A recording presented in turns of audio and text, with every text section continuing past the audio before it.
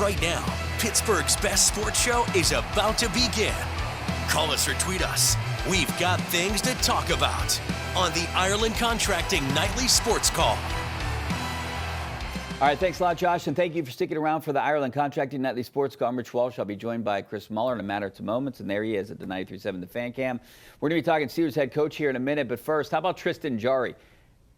3 goals on the first 4 shots. Penguins up 3-0. This is the Tristan Jarry I remember in a Penguins uniform, and I know I don't want to talk a lot of hockey because that game's still going on. The Penguins are winning 4-1 right now. But, you know, that's kind of what you would expect. It's 5-1. 5-1, Rich. 5-1 now. 5-1. All right. In the time it took you to get to the studio to get ready for the nightly sports call, he gave up another one. 667 wouldn't even be a good free throw shooting percentage. It's even worse when you're a goalie. All right, well, let's get to the percentages of the Steelers' next head coach. We had a couple interviews this week. McCarthy was the other day. Anthony Weaver tomorrow. You know, Anthony Weaver, not a great defense in Miami, but you're hearing and you're reading and you're seeing, I don't know him. I hear he's a good leader, great leadership skills, a good coach with guys. But right now, he's the least impressive of all the guys that we've heard about them talking to. Well, in terms of, like, what he's done, I mean, my pick, Shieldhouse, the guy I would like to see get the job, has the thinnest resume. He's not even been a coordinator. Weaver has at least inhabited that role. He does. I mean, if you listen to one of his podium appearances, press conferences, whatever you want to call it, I mean, he certainly has a way with communication. It's inspiring, I guess I would say. It's definitely not cliche-ridden. It actually reminds me of, like, the very early days of Mike Tomlin when he didn't just spew cliches. He became self-parody towards the end with some of it.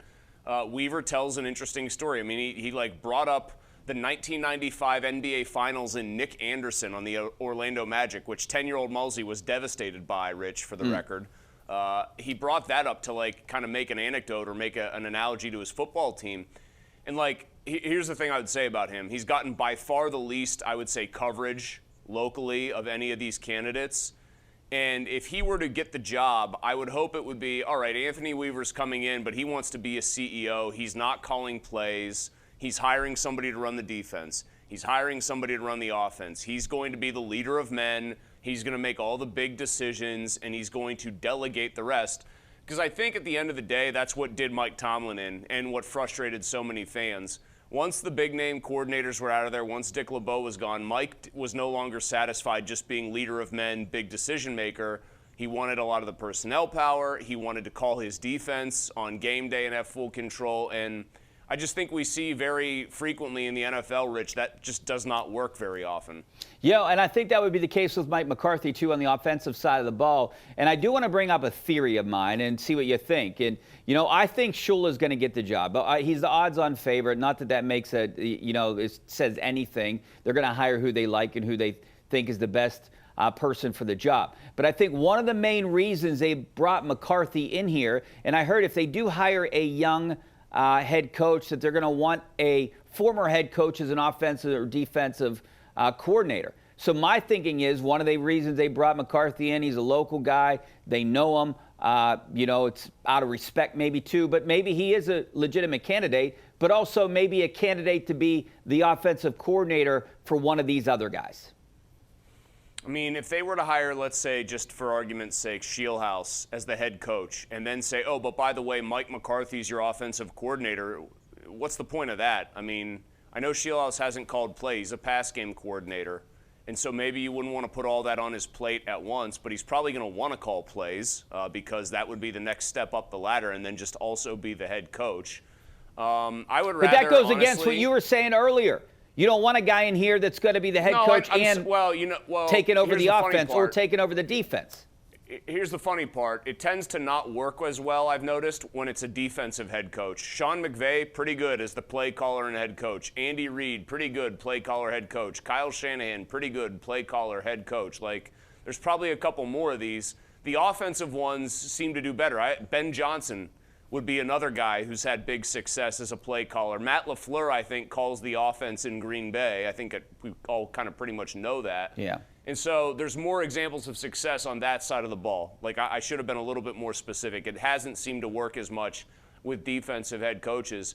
It's just, to me, if you're going to say you're going to hire one of these really young guys, especially Shieldhouse, just because I find him the most intriguing, because it feels like you'd be taking a big risk, but you might hit a home run with that if it works out. You'd want the coach, I think, the former head coach type of guy, to be a defensive guy, right? As defensive coordinator. Here, hey, there's somebody who's actually run the show, but he's just going to focus on the side of the ball that's not your strong suit. I can't imagine putting a guy like McCarthy underneath a young head coach and not having that guy looking over his shoulder at every minute. But what if it's Shula? Like, that's what I was speculating. Thinking. If it's Shula, it's different. Yeah, okay. If it's Shula paired with McCarthy, here's the problem. I don't think McCarthy would do that. I don't think Mike McCarthy comes back to be an offensive coordinator. I think he wants to be a head coach. And, like, you could look at it and say, 3 full seasons in Dallas, he went 36-15. He should want to be a head coach, even if maybe his stock fell dramatically across the league. If it's Shula, I would imagine they'd try to bring Shieldhouse with him, don't you? I would think so. I would hope so. Deal. I would hope so. Yeah. I think the thing that's telling, I'm not trying to slag Mike McCarthy here. I have nothing against him. I don't know him. I know people who know him. They all speak highly of him, obviously. Greenfield sticks together here, Rich. Yeah. He had one other quasi head coaching kind of interest, and it was Tennessee. And then he kind of pulled himself out of the running for that job when it became evident that Robert Saleh was going to get that job. No one else has called on him. Buffalo could probably use somebody who might want to get the most out of Josh Allen and be hands off with Brandon Beane because they clashed together with McDermott. Mike McCarthy hasn't gotten that call. Like, Jesse Minter got hired in Baltimore. Everybody knew Mike McCarthy was available if they really wanted to max out a quarterback, and only one team, apparently, besides the Steelers, gave it serious consideration. I really don't think that they would hire him just to get Aaron Rodgers back for a year. I think that's outrageous for some people that are speculating. Can we be done with Aaron Rodgers? I'm just saying. I want to just say that I don't think that they would hire McCarthy just to bring Aaron Rodgers back. I think Aaron Rodgers was a one-and-done situation. Rich, I will say this. People are probably well aware of my general opinions on Ben Roethlisberger, especially at the end of his career. I was more than ready for that to be over. Yeah. If you were going to tell me that the Steelers have to bring back a 40 or older quarterback next year or bring one onto the roster, I'd actually rather watch like Ben Roethlisberger at 44 years old than Aaron Rodgers again, and I am not kidding. All right, to our live poll question before we go to break, or Penn West University, just scan that QR code in the right-hand corner of your screen. Hey, would you want Mario Cristobal as the next Steelers head coach? I bring this up because Brian Baldinger talked about it today on his podcast. He said he's not a reporter, but this is what he's hearing, that Omar Khan and Art Rooney have interest in the guy. No. What was one of the huge problems people here had with Mike Tomlin's coaching, like just in general? Players A lot of bad timeout management. Well, No. I mean, bad in-game management of situations, not really going with the analytics necessarily on a lot of situations, and really poor timeout usage. Do I have a college coach for you? If you couldn't stand all of those things about Mike Tomlin, Mario Cristobal is demonstrably worse in every single one of those avenues and aspects of football coaching than Mike was. So, just put that out there. I know they made it to the national championship game. He does not manage games well for the most part. And he grew up a huge Steelers fan. So. Perfect. Hire there him. you go. You're right? hired. Sign on the dotted line. This is our Xfinity tweet of the night. This is from Alex Zagora. I hear the Steelers are very interested in Mario Cristobal, says Brian Baldinger. That's what we just talked about before we went to break. So that's our live poll question of the night. It seems like, I don't know if he would be a great fit, just like we talked about. Plus, he's a Miami guy. Well, he's from Cuba, I think, right? But he went to Miami. He went to high school at Columbus High School, I think, in Miami, because he and Mendoza's dad were part of the same offensive line, I want to say. Yeah. So, yes, he's Miami to the core. I mean, that's why he left an Oregon job to go back and coach Miami when Oregon has a gajillion resources. It's funny, too, that we're even talking about this, because, by the way, Brian Baldinger, we brought this up on our show today, the same thing you referenced. He and Andy Weidel are good buddies. Like, they talk frequently, good buddies. And so that's why people, I think, are connecting point A to point B there, because Andy Weidel talks to Baldy. Baldy says, hey, Mario Cristobal. And then it gets, like, kind of churned through the rumor mill and through the news cycle. But it's just funny to me, Rich, that Steelers fans were talking about luring one of the coaches from the college football playoff national title game, and now they're being connected to the other guy that people here didn't want, who isn't from Pittsburgh, who isn't probably the single hottest commodity in the coaching world right now, which is, of course, Curt Cignetti. But, speaking of, ties, Weidel has a tie to McCarthy. So does Omar Khan. So does Pittsburgh in general. So, look, I wouldn't be surprised if it's McCarthy. I still think Shula. Do you think it's going to be him? Is he the betting? So you think it's going to be Shula? I personally think it's going to be Shula. I do. I just think I that bet any money they're going to talk to him next week in person, and then we'll go from there, depending on if they play in the Super Bowl or not. I think it's funny. You obviously have a lot of people you talk to around that organization. So does Jerry Dulac. So do other people. Mark Caballi is one of them who has people that talk to him. I have heard Mark suggest that Mike McCarthy is actually the favorite. I have heard Jerry hint in his chat, and we know that Jerry and Art Rooney II have a speaking relationship, obviously. He intimated that Nate Shieldhouse blew them away in his Zoom interview, and there was shades of Mike Tomlin owning the room when he came in and interviewed for the job and eventually got it. And now you're saying Shula. So the only thing I feel fairly confident in saying is that those three names are probably the body from which they will actually pick their next head coach. And I really still think it's down to the two Rams guys. I have a very hard time envisioning a world where Art Rooney II gets desperate enough and decides to actually say, yeah, I'll hire a guy in his 60s who might only be here 4 or 5 years. That's the right plan for this team. By the way, one last thing. I know I'm going on and on here. I think the only way they don't end up with one of the two Rams guys is if there's more than 2 jobs open and those guys want to take one of those other jobs more than the Steelers. Hey, before we get to phone calls, how do we know that, Shula and Shieldhouse actually like each other and want to be a package? Do we even know? I don't know either one of those guys. Well, that only obviously happens if Shula gets the head coaching job and will want to bring Shieldhouse with him. But, I would imagine on the same staff they probably get along reasonably well. And in Shieldhouse's case, it's a promotion. And in Shula's case, it's somebody you know and you're familiar with that you'd be bringing with you. You wouldn't have to search far and wide to find an offensive coordinator. You'd promote this guy because you know him. All right, let's hit the phone lines. We got Gary in West Elizabeth. How you doing, Gary? Okay, how you doing? Good. Yeah, I wonder what you guys think about Will Howard. He was good at Ohio State. I realize Ohio State got the best at every position. Yeah. But, he's a big boy, strong arm.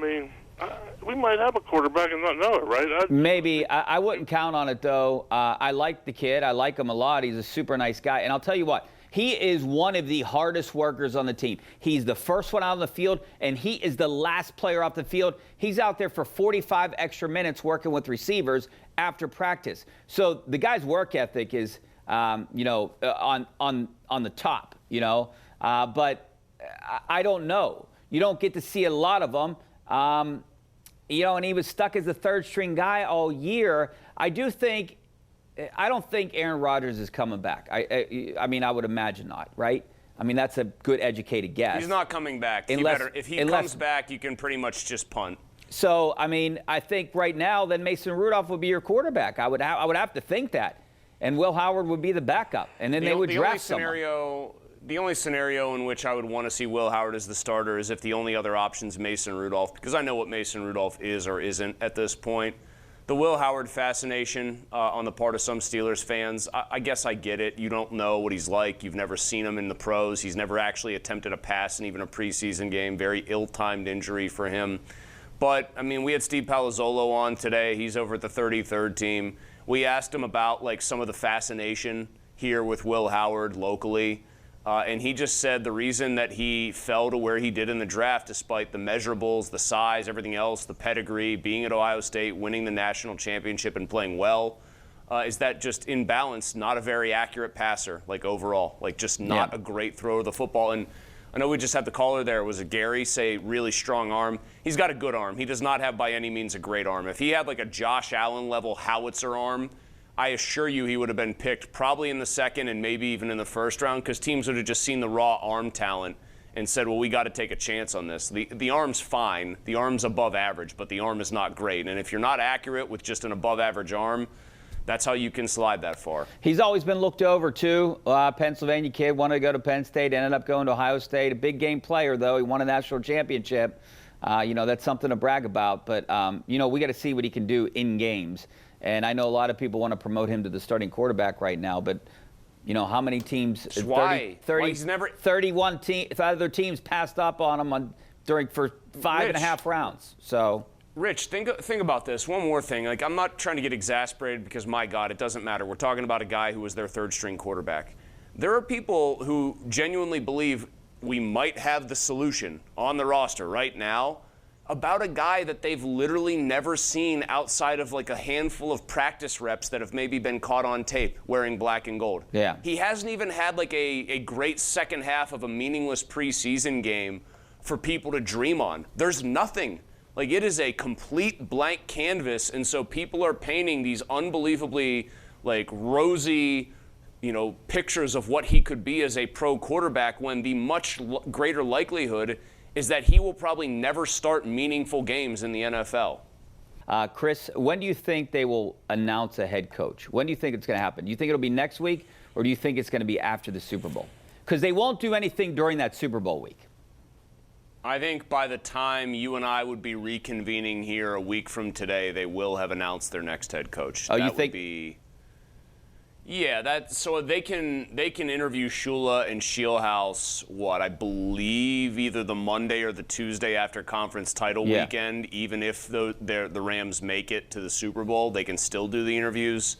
I honestly believe that is when they will have their next head coach. Although if it's one of those guys, I think the NFL tends to prefer that teams keep that quiet or that they don't disrupt the Super Bowl with it. So yeah, I know they can't do anything during Super Bowl week. It would have to either be before or after. Yeah.